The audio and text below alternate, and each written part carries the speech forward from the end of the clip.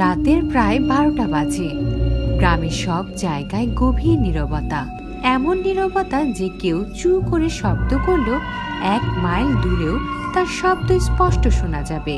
আর এই গভীর অন্ধকারে যা দেখা যাচ্ছিল সেটি হচ্ছে হলি ইন্টারন্যাশনাল স্কুল, যা এই গ্রামের সব থেকে উঁচু পাহাড়ে তৈরি এক রাজকীয় স্কুল, যেখানে আসা আলোর চারদিকে কুয়াশা অন্ধকারে এমন মনে হচ্ছিল যেন মনে হচ্ছে কুয়াশা স্কুলকে পাহারা দিচ্ছিল। এই গভীর অন্ধকারে স্কুল থেকে আসা আলোতে কেউ একা এদিকে সেদিকে ঘোরাঘুরি করছিল, মনে হচ্ছিল স্কুলের গেটে পাহারা দিচ্ছে।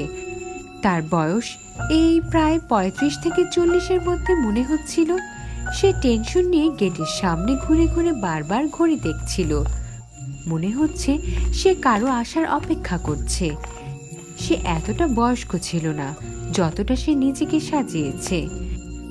চেক শার্টের উপরে হাতে বোনা সোয়েটার আর তার উপর মোটা কম্বলের মতো ওভারকোট, আর চেহারার উপর মোটা ফ্রেমের চশমা। এমন মনে হচ্ছিল যেন কোনো প্রফেসর বা প্রিন্সিপাল। কিন্তু সে অর্ধেক রাতে মেন গেটে এভাবে পাহারা দিচ্ছে কেন? আর শুধু পাহারা নয়, বরং সে ঘড়ি দেখতে দেখতে বিড়বিড় করছিল। না জানি নিজেকে কিভাবে আমি আগেই বলেছিলাম এখানে আসতে দেরি না করার জন্য। যদি তাদের কিছু হয়ে যায় এদের দায়ভার কে নিবে? মনে মনে লোকটি এগুলো বলছিল, তখনই কোথা থেকে গাড়ির একটা জোরে শব্দ আসে, যেন কোনো গাড়ি একদম জোরে মোড় নিচ্ছিল। এরই মধ্যে দেখতে দেখতে একটি গাড়ি সেই লোকটির সামনে চলে আসে, আর তার পেছনে আরো একটি গাড়ি এসে থামে, যা থেকে কিছু ছেলে আর মেয়ে নেমে সেই গেটের সামনে দাঁড়িয়ে থাকা লোকটির কাছে যায়। সেই লোকদের বয়স তেমনই ছিল যেমন গেটের সামনে দাঁড়ানো লোকের ছিল, কিন্তু কেউই সেই গেটের সামনে দাঁড়ানো লোকের মতো না। সবাই খুব ধনী ঘরের মনে হচ্ছিল। আর তারা কিছু বলার আগে গেটে দাঁড়ানো সেই লোকটি বলে, আমি আগেই আপনাদের বলেছি এখানে আসতে দেরি করবেন না। আপনারা হয়তো জানেন না, কিন্তু এই জায়গা আগের মতো নেই। অনেক কিছু ঘটে এখানে। রাতে এদিক সেদিক ঘোরাফেরা ঠিক নয়। এটাকে? আরে এটা তো আমার ওয়াচম্যানের ছেলে মনে হচ্ছে। 20 বছর হয়ে গিয়েছে, কিন্তু আপনি ভালো হলেন না রণধীর। আরে আমি তো তখনই ভালো হইনি যখন আমার বাবা মন্ত্রী ছিল। এখন তো আমি নিজেই মন্ত্রী, এখন আর কি ভালো হব রে? তোর বাবার মতো তুইও এখানের ওয়াচম্যান? টেনশন করিস না, এখান থেকে যাওয়ার আগে তোর স্যালারি দ্বিগুণ করে দেব। রানদীপের কথা শুনে গেটে দাঁড়িয়ে থাকা সেই লোকটি রেগে উঠে, আর কিছু বলতেই যাবে সামির মাঝে বলে উঠে, রণধীর, আপনার তার স্যালারি বাড়ানোর কোনো প্রয়োজন নেই। এখানে সবাইকে তিনিই স্যালারি দেন। তখন ওয়াচম্যানের ছেলে ছিল, কিন্তু এখন স্কুলের প্রিন্সিপাল উনি। So please give him some respect. ওহো, আই এম সরি। দেখো, আমার মন্ত্রী হওয়ার পর গরিবরা হয়ে গিয়ে যাচ্ছে। সেখানে উপস্থিত সবাই রানদীপের কথায় হেসে দেয়, কিন্তু সামির আর রানদীপের বউয়ের রানদীপের এই দুষ্টুমি অনেক অদ্ভুত মনে হয়। স্কুলের প্রিন্সিপাল বিপুলও তার কথা শুনে রেগে ওঠে, কিন্তু সে কিছু বলার আগে হাওয়া থেকে এক বিকট শব্দ ভেসে আসে, আর বাদুড়ের এক দল তার কাছ দিয়ে এমনভাবে পার হয় যে তাদের শ্বাস আটকে যায়।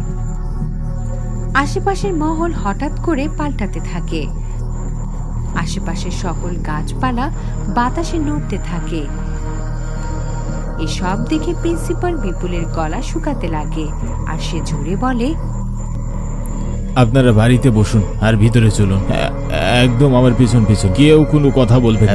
ওয়াচম্যান, সরি প্রিন্সিপাল, আমার এখন ওই স্কুলে সকল কোনা কোনা তোর থেকে ভালো চেনা আছে, তো তোর পিছনে পিছনে কেন আসবো বে?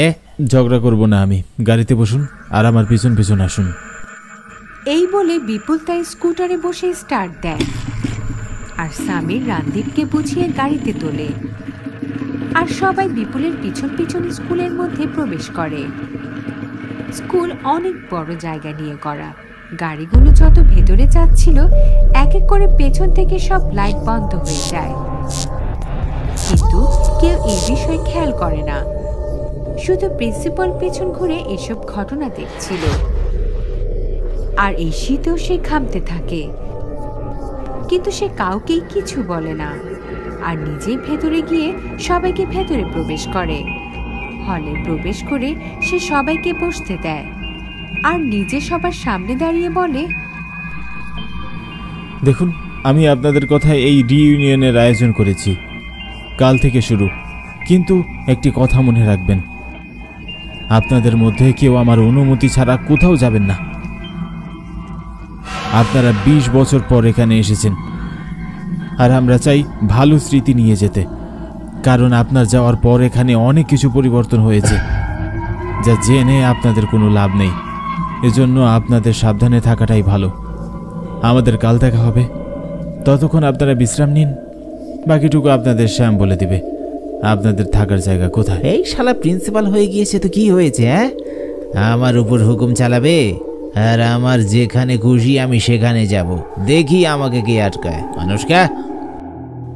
রানধীর এই বলে যেই আনুষ্কার দিকে তাকায় সে সেখানে ছিল না। এরপর এদিক সেদিক তাকায় তো দেখে আনুষ্কার সামিরের সাথে কথা বলছে, কিন্তু আনুষ্কার সামিরের সাথে এভাবে হেসে কথা বলার রানধীরের মোটেও পছন্দ করে না। কিন্তু তাও সে তার রাগ কন্ট্রোল করে বলে, বছরের পুরনো বন্ধুত্ব মনে করা হচ্ছে, আর আমাকেই ভুলে গেলে তোমরা। হ্যাঁ, এমনটা না। আর আনুষ্কা তোকে কিভাবে ভুলবে? এখন তো ও তোর বউ। ভাগ্যিস তোর মনে আছে ও আমার বউ। আরে আমি তো মজা করছি। তো গাইজ, ক্যারি অন। আর আনুষ্কা, তোমার শেষ হলে ডাক দিও, আমরা রুমে যাব। আরে হয়ে গিয়েছে, আমরা শুধু নর্মাল কথা বলছিলাম। তোমরা যাও, আরাম করো। যাও আনুষ্কা, ক্যারি অন, কাল দেখা হবে। একে করে সেখান থেকে আরাম করতে সবাই সামের দেখানো রুমে চলে যায়।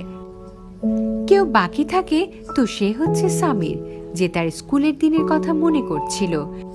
সেই সব জায়গা দেখতে থাকে যেখানে সে তার সুন্দর দিন কাটিয়েছে। সে তার অ্যাসেম্বলি হলের স্টেজকে দেখতে থাকে, যেখানে দাঁড়িয়ে সে একসময় স্পিচ দিত। তখন তার মাথায় সেই পুরনো দিনের ছবি ভাসতে থাকে, যখন সে আর আনুষ্কা একসাথে ছিল, মানে ভালোবাসার সম্পর্কে। তখনই তার সামনে আরো একটি ফেস আসে, আর সে বলে, সামির। তখনই হঠাৎ সামির তাকে ডাক দেয়, আর সামির কল্পনা থেকে বেরিয়ে আসে আর বলে, স্যাম, আমাকে বিপুলের রুমে নিয়ে যাও, অর্থাৎ প্রিন্সিপালের রুমে নিয়ে চলো। কে? বিপুল, আমি সামির। কি হয়েছে মিস্টার সামির? কোনো সমস্যা? আপনি এত রাতে এখানে? আপনার রুমে যাননি? স্যাম, আপনি যান, আমি বিপুলের সাথে দেখা করে আসব। স্যাম, এখানে দাঁড়াও দরজার বাইরে। স্যার কথা বলে বের হলে তাকে রুমে রেখে আসবে, আর খেয়াল রাখবে রাতে কেউ যেন বাইরে না বের হয়। শ্যাম বাইরে দাঁড়িয়ে থাকে আর দুজন রুমের মধ্যে চলে যায়। সামির বিপুলের রুমের চারদিক দেখতে থাকে। তখন তার পুরনো দিনের কথা মনে পড়ে, কারণ সে সেখানে তার স্কুলের সময়ের অনেক ছবি টাঙানো ছিল, যার কিছু ছবির মধ্যে সামিরও ছিল। এরপর সে বিপুলের সাথে কথা বলতে থাকে। বিপুল বন্ধু, তুই আমার সাথে রাগ কেন? তুই আর নামান তো খুব ভালো বন্ধু ছিলাম। আরে নামান কোথায়? ও আসেনি? অনেক যোগাযোগের চেষ্টা করেছি, কিন্তু কোনোভাবেই যোগাযোগ করতে পারিনি। স্কুলের শেষ দিনের পর তার সাথে আর কোনো কথা হয়নি। না তার ব্যাপারে কেউ কিছু বলতে পারে, না কেউ কিছু জানে। তোমার সাথে কখনো কথা হয়েছে? না রে বন্ধু, সেই শেষ দিনের ঝগড়ার পর আর সাহস হয়নি ওর সাথে কথা বলার, কারণ আমার মনে হয়েছে আমারই হয়তো ভুল হয়েছিল। আমার তার সাথে এভাবে ব্যবহার করা ঠিক হয়নি। সে আমার সব থেকে ভালো বন্ধু ছিল, আর তার জন্যই আমি এখানে এসেছি, যেন তার সাথে দেখা করে আমি আমার পুরনো ভুল সংশোধন করতে পারি। কিন্তু এখানে আসার পর আমি তাকে কোথাও দেখতে পেলাম না। কিভাবে দেখবে সামির? কারণ নামান তো। প্রিন্সিপাল বিপুল কিছু বলার আগে করিডোর থেকে একটি জোরে শব্দ হয়, আর সবাই সেদিকে দৌড় শুরু করে। শ্যাম বলে শব্দ সেই দিক থেকে এসেছে যেখানে স্কুলের পুরনো লাইব্রেরি রয়েছে। রাস্তায় প্রিন্সিপাল আর সামিরের সাথে রানদীপেরও দেখা হয়, যার হাতে স্টিলের একটি ফ্লাস্ক ছিল, আর সে সেটি দিয়ে মদের এক ঘুঁট নিয়ে বলে, প্রিন্সিপাল, এই রাতে কে চিৎকার দিচ্ছে? আমরা সেটাই দেখতে এসেছি। আপনি আপনার রুমে যান। এই ওয়াচম্যান, তুই আমাকে অর্ডার দিতে পারিস না। আমিও দেখবো আসলে তোর স্কুলে কি হচ্ছে। বিপুল, ওকে রাখো, আমরা চলো গিয়ে দেখি কার শব্দ ছিল। এই সময় সামিরের কথাই বুদ্ধিমানের ছিল, তাই সবাই শব্দের দিকেই যায় আর লাইব্রেরির ভেতরে প্রবেশ করে, যেখানে লাইট এমনভাবে অন অফ হচ্ছিল মনে হচ্ছিল এখনই ব্লাস্ট হয়ে যাবে। এই নিভু নিভু আলোতে কিছুই দেখা যাচ্ছিল না। এরই মধ্যে রানদীপের মনে হয় জানালার বাইরে কে যেন আছে। সে জিজ্ঞেস করে, কিন্তু কেউ উত্তর দেয় না। তখনই তাদের নজর একটি আলমারির দিকে যায়, যেটি আলমারির একটি কোণাতে বন্ধ অবস্থায় ছিল, কিন্তু নোট ছিল। আর তার মধ্য দিয়ে এমন শব্দ আসছিল মনে হচ্ছে কেউ আটকা পড়ে আছে, আর দরজা অনেক জোরে ধাক্কাচ্ছিল যে আমাকে বের করো। সামির আগে বাড়তেই নেয়, তখনই প্রিন্সিপাল তার হাত ধরে ফেলে। সামির ঘুরে তাকালে তার চেহারা চিন্তার ছাপ দেখা যাচ্ছিল আর ভয়, যা তার মাথা দিয়ে ঘামের রূপে বের হচ্ছিল।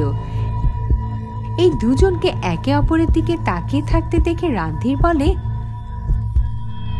তোমরা শালা এত বছর পরেও ওই আগের মতোই ভয় পাচ্ছ, যেমন স্কুলে ভয় পেতে। আমি যাচ্ছি আগে। এই বলে রানধীর মদের এক ঢোক নিয়ে সে আলমারির কাছে গিয়ে সেটি খোলার জন্য হাত বাড়ায়। তখনই ভিতর থেকে দরজা ধাক্কার শব্দ বন্ধ হয়ে যায় আর কারো কান্নার শব্দ আসতে থাকে।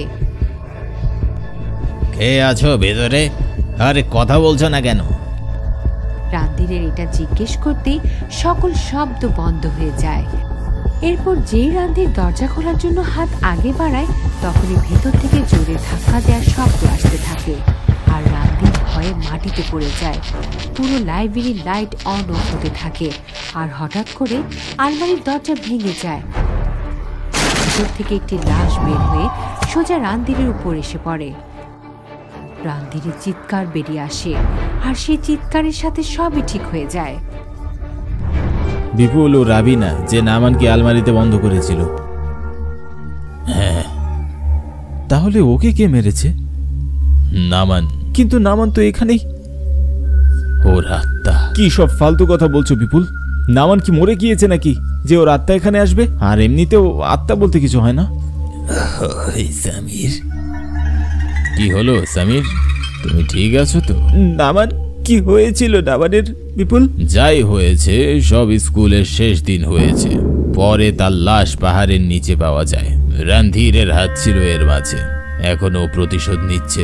এর মানে এখন রানধীরের জীবন সংশয়ে আছে। আমাদের তাকে বাঁচাতেই হবে। এই বলে সামির বাইরের দিকে দৌড়াতে থাকে আর দেখে রানধীর উপরের ছাদের রেলিংয়ে, আর না জানি কার সাথে বিড়বিড় করে বলছিল, তুই জীবিত কি করে হতে পারিস? তুই তো মরে গিয়েছিস। সামির আর বিপুল দুজনেই বুঝে যায় নিশ্চয়ই রানধীর নামানের আত্মাকে দেখতে পাচ্ছে। যার পর সামির বিপুলকে সব ঘটনা খুলে বলে যে 20 বছর পর যখন নামান সামিরকে বলেছিল যে আনুষ্কা তাকে চিট করেছে, সেটি সত্যি ছিল, কিন্তু সামির সেটি বিশ্বাস করেনি আর দুজনের ঝগড়া হয়ে যায়। তারপর রানধীর আর রবির সাথে আরো লোক মিলে নামানকে লাইব্রেরিতে ডেকে অনেক মারে, কারণ সে সামিরকে সব সত্যি বলে দিয়েছিল। এরপর নামান সামিরের পেছন পেছন পাহাড়ে যায়, কিন্তু ততক্ষণে সামির আনুষ্কার সাথে ব্রেকআপ করে ফেলেছিল, কারণ তার কারণে তাদের বন্ধুত্ব নষ্ট হয়ে যাচ্ছে। আর এই বিষয়ে আনুষ্কার রাগ হয়, তাই নামানকে যখন একা পায় তখন আনুষ্কা নামানকে ধাক্কা দিয়ে পাহাড় থেকে ফেলে দেয় আর নামান বন্ধুতে নিজের জীবন হারিয়ে ফেলে। এখানে বিপুলের কথা শেষ হয় আর সেখানে রানধীরের পা পিছলে যায় আর সে মাটিতে পড়ে মারা যায়। সামির সোজা দৌড়ে আনুষ্কার ঘরে যায়, কারণ সে জানতো এখন নামান তার পরবর্তী শিকার আনুষ্কাকেই বানাবে। আর এটাই হয়, কারণ আনুষ্কা তার রুমে ছিল না। সামিরের নজর বাইরে যায় আর আনুষ্কাকে তার নাইট গাউন পরে পাহাড়ের দিকে যেতে দেখে। সেও তার পেছনে দৌড়াতে থাকে, কিন্তু ততক্ষণে আনুষ্কা পাহাড়ের কোণাতে পৌঁছে গিয়েছিল। আনুষ্কা, আগে যেও না।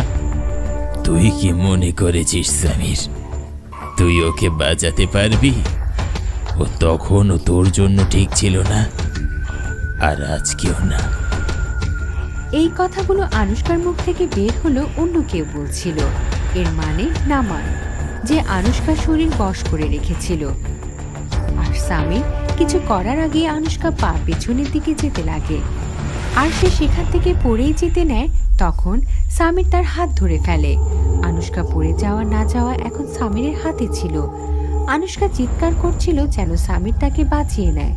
নামানের আত্মা তার শরীর থেকে আলাদা হয়ে শয়তানের হাসি হাসছিল আর বলে,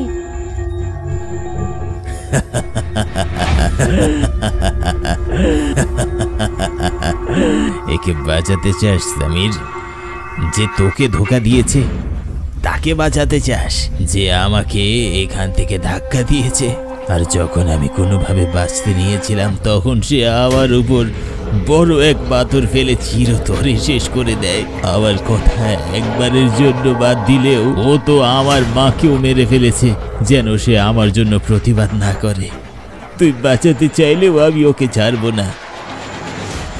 এই শুনতে সামির আনুশকার হাত ছেড়ে দেয়। তার চোখে পানি ছিল, কিন্তু সে তার বন্ধুর কথা শুনে আর মেনে নেয় আর ভাবতে থাকে, যদি তার কথা সে 20 বছর আগে মানত তাহলে আজকে এসব হতো না।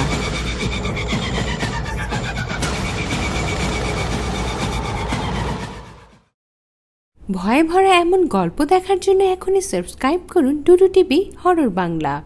আর যদি আপনি চান আপনার ভয়ানক কাহিনীও মানুষ জানুক, তাহলে এক্ষুনি ডুডু টিভিতে ইমেল করুন। হয়তো পরবর্তী রূপ কাঁপিয়ে দেওয়ার মতো কাহিনী আপনারটাই হবে।